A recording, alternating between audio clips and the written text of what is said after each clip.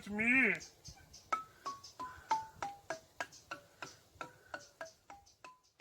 If you were to ask me what were my favourite programmes growing up as a child, there would be something familiar about every single one I would list.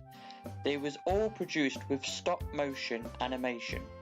Being brought up in England in the early 1990s, I was surrounded by lots of stop motion animation television shows and movies that were available to watch and easy to buy on video. These types of animated shows were quite popular in Britain back then, and it seems now that they're becoming quite scarce, which I think is a real shame. Stop motion animation seems to have quite an attachment to Britain. I mean, I know there were stop motion animated shows all around the world, but it just seems that the vast majority come from the United Kingdom, whereas your traditional cel animation cartoons, 2D cartoons, stem more from, say, America and Japan. This form of animation can seem a bit creepy to others sometimes, but the way that it is animated and produced is really quite amazing.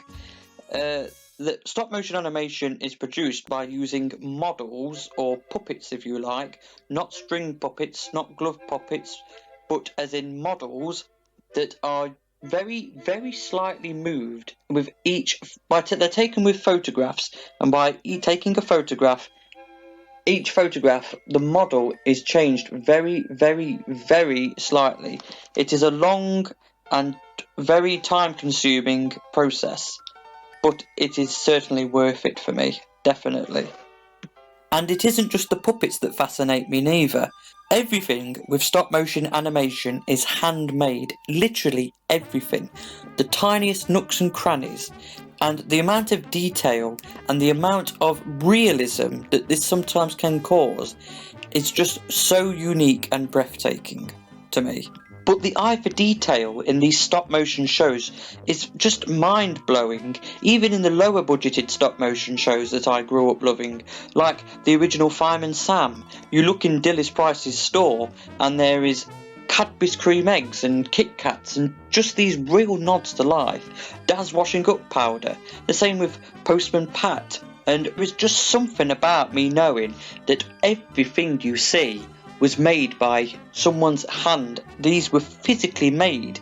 I'm not knocking CGI here or 2D cartoons. There's a great amount of detail and so many beautiful visual effects created with your traditional 2D cartoons if they have a big enough budget, and even some of the latest CGI films that look really stunning and extremely well detailed. But there's just something about stop motion animation that is so unique and irreplaceable. I just can't place it, but there's just something so magical about it that it's still today. I love all these stop motion animated films and shows. I absolutely adore them, and knowing the way that they were made is just amazing to me. As I mentioned earlier as well, me about 5 or 6 years old, I did love some cartoons like Danger Mouse, Transylvania Pet Shop, Wacky Races, Hanna-Barbera cartoons, The Simpsons. But my favourite shows and the ones I'd always watch over and over on video would be these stop motion animated shows, and it's just an art form that has been with me all the time, and it's so ingrained in me now that I just love it. And knowing how much effort went into these shows that I loved watching, it makes me appreciate them even more now as an adult. I used to get teased and bullied and harassed about liking these shows past, say, the age of 8, 9. Oh, they're for babies, but honestly, the amount of creative art that went into these shows is just so unappreciated. I really find stop motion animation such an unappreciated art form. Of course, I'm not going to say that my love for stop motion animation has always run smooth. Like many people, I have found many aspects of stop motion animation shows very creepy.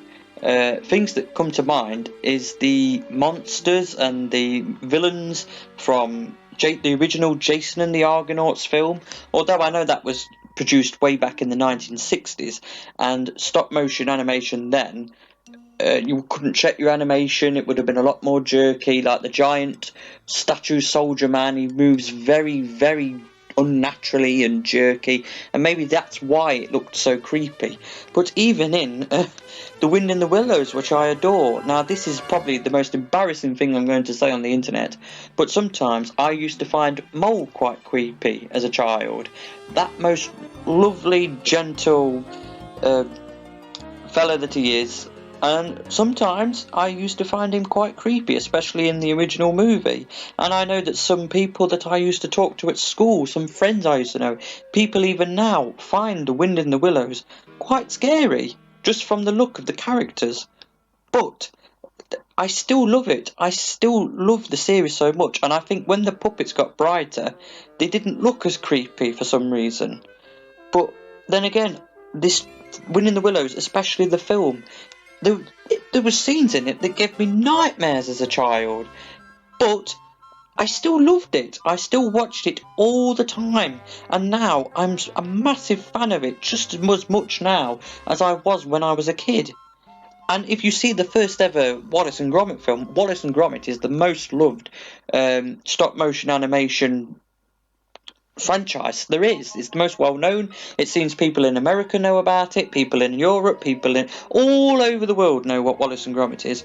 But if you look at the first ever Wallace and Gromit film or episode, whatever you want to call it, it's only about 20 minutes long, so I don't really class it as a film. But A Grand Day Out, Wallace looks a bit odd in that. I wouldn't say he looks creepy, but there's something about him that doesn't look quite right compared to later on, if you see what I'm saying. So what I'm saying is, I'm not a CGI hater in the slightest.